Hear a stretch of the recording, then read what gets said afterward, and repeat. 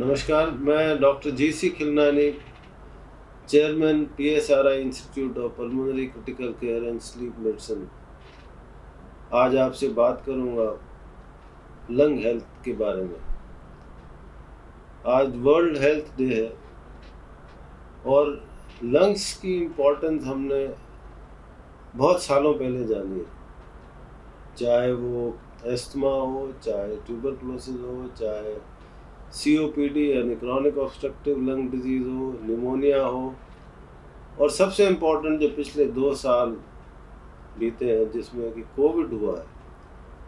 Covid भी primarily lung को involve करता है। तो ये जो बीमारियां हैं कुछ तो इन्फेक्शन की वजह से होती हैं, लेकिन मैं आपसे आज बात करने वाला हूँ जो मैन मेड प्रॉब्लम्स हैं, और उसमें सबसे इम्पोर्टेंट है वायु प्रदूषण यानी एयर पॉल्यूशन और स्मोकिंग यानी कि धूम्रपान। वायु प्रदूषण की बात करें तो ये हमारा दिया हुआ है। 50 साल पहले किसी को नहीं पता था कि एयर पोल्यूशन होता है। जब ये पता चला लंदन फॉग के ज़रिए कि 4000 एक्स्ट्रा डेथ्स हो गई थी, तब से हमें पता चला कि हमारी जो हवा है वो लगातार दूषित होती जा रही है। दोस्तों, हम लोग 10,000 लीटर हवा हर 24 घंटे में लेते हैं। अगर इस हवा में अगर टॉक्सिक मटेरियल होगा, जैसे कि इसको आपने सुना होगा PM 2.5, carbon monoxide, nitric oxide, sulphur dioxide, इस तरह की हवा अगर हमारे अंदर जाएगी तो क्या होगा। और आज की बात करें तो करीब भारत में 80 लाख डेथ्स, मौतें जो है वो वायु प्रदूषण की वजह से होती हैं। और ये बीमारियां न सिर्फ लंग्स को अफेक्ट करती है, शरीर के हर हिस्से को अफेक्ट करती है। COPD, lung cancer, asthma, tuberculosis, pneumonia, इन सब में वायु प्रदूषण का कंट्रीब्यूशन होता है। इवन कोविड में भी ये देखा गया कि जहाँ जहाँ वायु प्रदूषण ज़्यादा था वहाँ पर मौतें ज़्यादा हुई।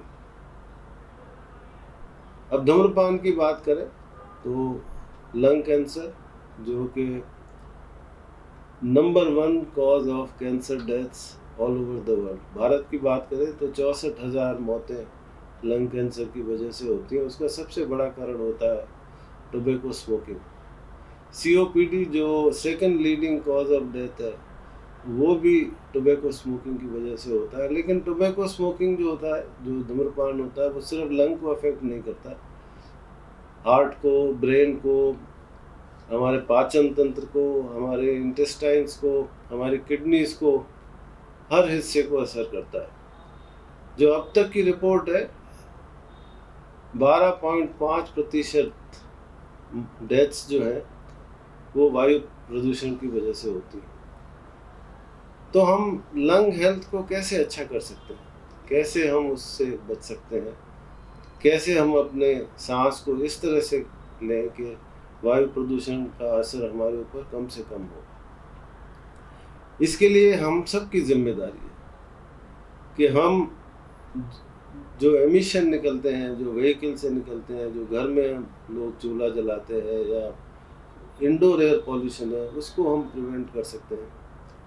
जब कभी AQI बहुत ज़्यादा ख़राब होता है, 200 के ऊपर होता है, तो तब बाहर ना निकलें, अपने ट्रैफिक एरियाज में ना जाएं। अपने खान पान का ध्यान रखें। खान पान में जो हरी सब्जियां होती हैं, फ्रूट्स होती हैं, जो कि हेल्दी माने जाते हैं, कार्बोहाइड्रेट्स को कम खाएं, एक पौष्टिक आहार लें, डेली एक्सरसाइज, रोज़ाना व्यायाम करना 30 मिनट तक, हफ्ते में 5 दिन करेंगे तो ये आपके मानसिक और शारीरिक सेहत के लिए और लंग्स के लिए भी बहुत अच्छा होता है। इसके अलावा जो स्मोकिंग है वो अक्सर टीनेज में शुरू हो जाती है, तो ये ज़रूरी है कि जो स्कूल में जो बच्चे हैं उनको ये शिक्षा दी जाए, उनको तभी से बताया जाए कि स्मोकिंग कितना हमारे को नुकसान करती है। और दूसरा ये है कि अगर कोई स्मोकिंग करते हैं या धूम्रपान करते हैं, उनको अगर हम सलाह देते हैं कि भाई आप स्मोकिंग छोड़ दो, तो वो कहते हैं हम कम कर लेंगे। लेकिन ये वैज्ञानिक तथ्य है कि अगर आपको स्मोकिंग छोड़नी है तो एक डेट डिसाइड करके, एक तारीख डिसाइड करके, वो आपका जन्मदिन हो सकता है, आपकी वेडिंग एनिवर्सरी हो सकती है, आपकी वाइफ का बर्थडे हो सकता है, उस दिन एकदम उसको त्याग देना है। उसी से ही स्मोकिंग को बंद कर सकते हैं। ट्यूबरकुलोसिस एक बीमारी है जो कि सांस के ज़रिए फैलती है। उसका अभी हमने वर्ल्ड ट्यूबरकुलोसिस डे को मनाया था। उससे बचाव करने के लिए ज़रूरी है कि आप अपना जांच कराएं। अगर खांसी 2 हफ्ते से ज़्यादा चलती है, बुखार है, या भूख कम हो गई, या वज़न कम हो रहा है, और उसका प्रॉपर इलाज करें। तो ये सब मैं आपको इसलिए बता रहा हूँ कि ज़्यादातर फेफड़े की बीमारियाँ जो है वो प्रिवेंटेबल है, वो मैन मेड है। तो आज वर्ल्ड हेल्थ डे के दिन हमें ये प्लेज करना चाहिए कि हम वायु प्रदूषण होने में अपना सहयोग देंगे, वायु प्रदूषण से बचेंगे, अपने एनवायरनमेंट को अच्छा बनाएंगे, रेगुलर एक्सरसाइज करेंगे, धूम्रपान को छोड़ देंगे और पौष्टिक आहार लेंगे। इसी से हमारा जीवन अच्छा रहेगा। धन्यवाद।